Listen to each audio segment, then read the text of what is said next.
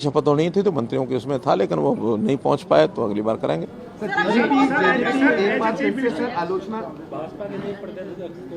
अब चूंकि ये प्रदेश अध्यक्ष और साथ में मुख्यमंत्री भी हो गए हैं, हमारे यहाँ एक व्यक्ति को एक ही पद मिलता है, तो मुझे लगता है निश्चित रूप से बहुत जल्दी नए प्रदेश अध्यक्ष होने पर क्या इसका राज क्या है सबसे पहले, और दूसरा क्या किसका राज?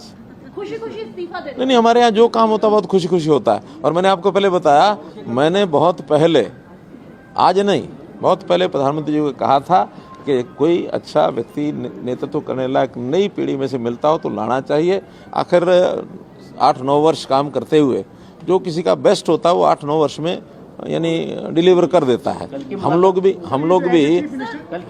भी आखिर अपने अपने स्थान पर जो काम करते हैं, हमारी डिलीवरी 2-3 साल 4 साल बाद होती है, तो 4-5 साल बाद या तो तबादला हो जाता है, या कोई चैनल बदल लेते हैं, या कोई अखबार बदल लेते हैं। सबके जीवन में होता है। जो आज ये परिवर्तन हुआ है, क्या एंटी इनकम्बेंसी उसकी एक वजह है या क्या वजह है? देखिए, आप कोई शब्द मेरे मुंह में डालेंगे अच्छा नहीं है।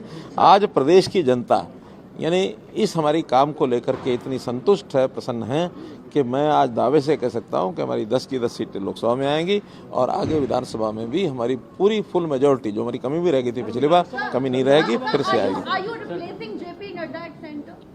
ये कौन सी बातें आगे और कहां से आगे, मुझे समझ नहीं आता। नहीं, आप हाइपोथेटिकल कोई प्रश्न करेंगे, these are not to be answered.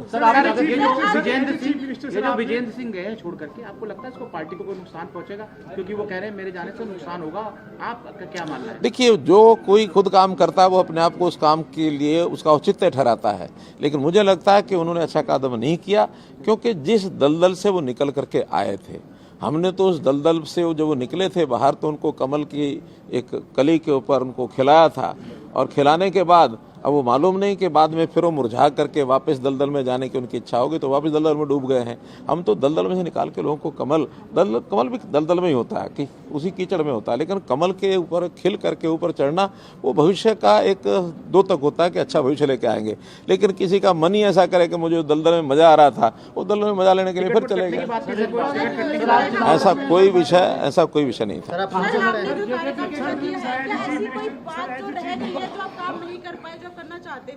देखिए, काम के बारे में हमारा जो टारगेट होता है वो अपने देश को एक सर्वश्रेष्ठ स्थान के ऊपर लेके जाना, प्रदेश को एक ऊंचाई पर लेके जाना, जनता की सेवा करना, और ये सारे काम ऐसे हैं, इसके लिए कोई लिमिट नहीं होती है। Sky is the limit.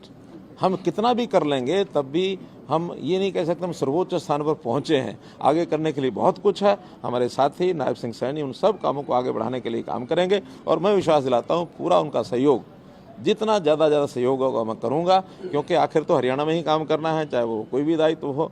तो बड़े दायित्व के साथ भी हरियाणा के यानी जो काम हमारे चल रहे हैं उसमें पूरा सहयोग करना मेरा काम है।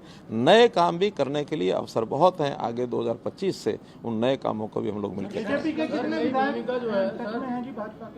देखिए, हमारे टच में तो 90 के 90 विधायक हैं, हमारे अपने भी हैं।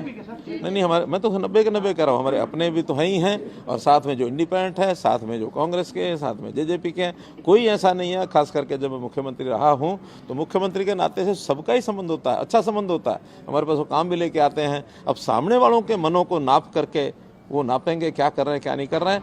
कुछ लोग उस नपाई में आए हैं, लेकिन एक रणनीति का विषय है, इस समय बताना उचित नहीं है, संभव नहीं है। धन्यवाद।